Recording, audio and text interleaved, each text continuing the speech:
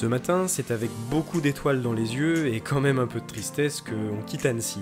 On a trouvé cette ville vraiment, mais alors vraiment magnifique. Autant de beauté et de gentillesse réunies dans une seule et même ville, ça relève vraiment de l'utopie, mais on est vraiment ravis d'y être passé. Vous connaissez ce sentiment partagé où vous êtes à la fois heureux d'avancer et de pouvoir voir de magnifiques choses par la suite, mais également d'être nostalgique de ce que vous avez pu voir en sachant que c'est terminé? Eh bien c'est notre état d'esprit à l'heure actuelle, mais bon c'est pas trop grave car on va vite se remettre dans le bain. Bienvenue dans ce deuxième épisode du Tour des Alpes à moto 2019.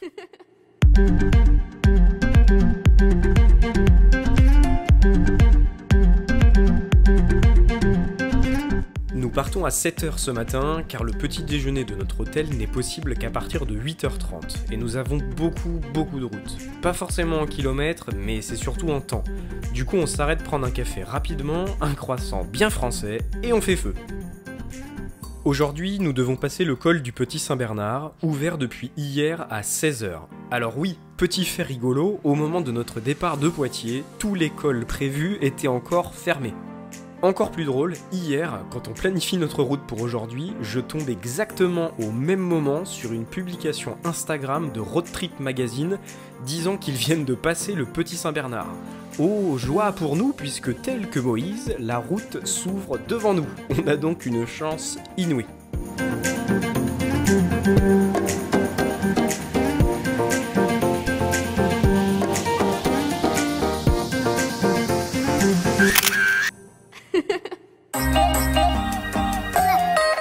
Le Petit Saint-Bernard est un col que nous prenons dans la vallée de l'Isère, au pied de Bourg-Saint-Maurice plus précisément, pour rejoindre la vallée d'Aoste et la ville d'Aoste en Italie. Il culmine à 2188 mètres d'altitude. La montée se passe parfaitement bien, mais très rapidement, à l'approche du sommet, on tombe face à des murs de neige d'une hauteur de 3 à 4 mètres, déblayés bien sûr. La température là-haut avoisine les 5 degrés alors que nous avions 23 degrés en bas. Et encore, vraiment, on n'était pas au bout de nos peines niveau température.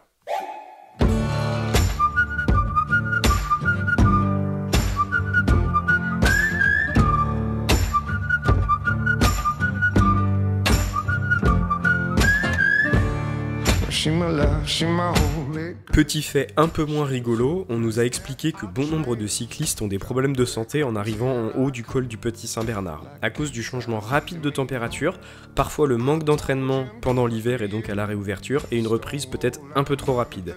Mais quand je vois la complexité du col et tous ces cyclistes qui le montent, vraiment chapeau à eux, c'est vraiment des grosses machines.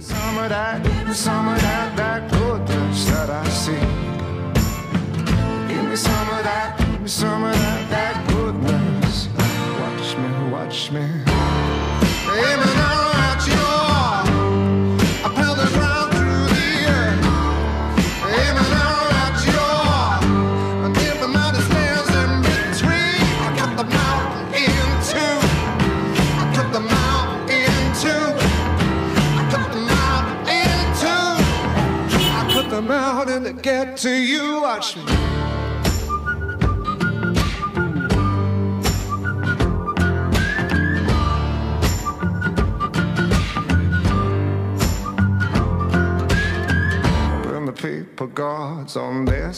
En descendant du col, on croise une vraie horde de motards italiens.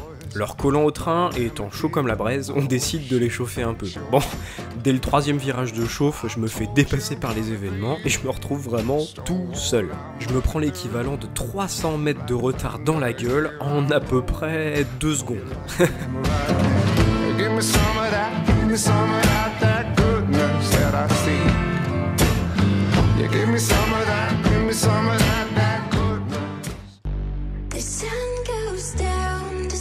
Nous avons voulu se poser à Aoste pour déjeuner, mais la température étant aux alentours de 31 degrés dans la ville, avec les motos, les tenues et le fait que nous cherchons notre chemin, nous montons très vite en température. Nous décidons donc de déjeuner en sortie d'Aoste, ce qui nous place dans la bonne direction, vers Côme. En cours de route, grâce à un léger détour, nous décidons de nous rendre jusqu'au lac Majeur, plus précisément à Arona. Le lac Majeur fait partie des plus beaux lacs italiens qui s'étend sur 65 km de long et 5 km de large. Mais il est déjà tard et après 8 heures de moto, il nous reste quand même 1h30 de route. Prochaine étape, lac de Caume.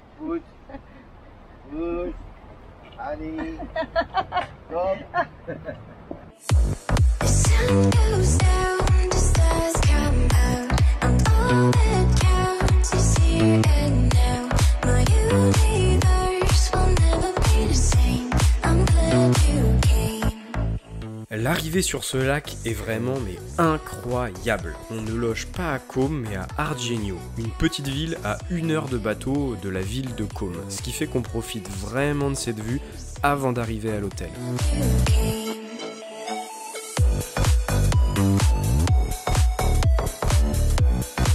À l'arrivée, on est vraiment exténué par la chaleur, par les 10 heures de moto, mais en fait le cadre est tellement idyllique qu'on en oublie vite la fatigue.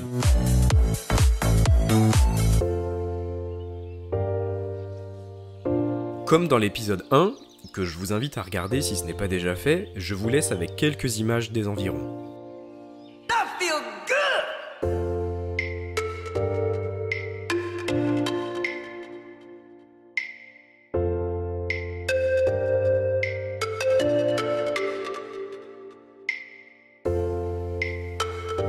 Nous avons eu la chance de rester ici pendant 2 jours, ce qui fait qu'on a vraiment eu le temps de se poser pour visiter.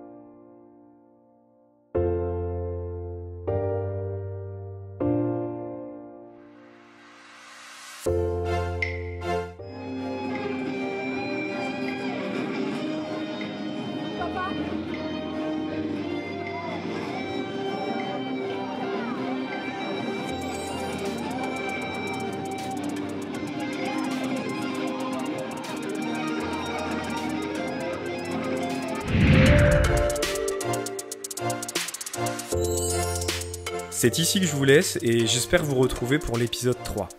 Pour ne rien manquer des prochains épisodes, n'hésitez pas à vous abonner et à activer la cloche des notifications pour suivre de près cette aventure dans le Tour des Alpes.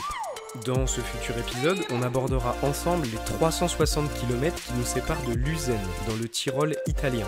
Nous devrons prendre normalement le mythique col du Stelvio, mais bien évidemment, rien ne se passera vraiment comme prévu. Vous pouvez également suivre mon compte Instagram en réalisation pour suivre les photos de tournage et découvrir quelques photos exclusives de ce périple. Merci à tous d'avoir été avec moi pour cet épisode 2 et je vous dis à très vite.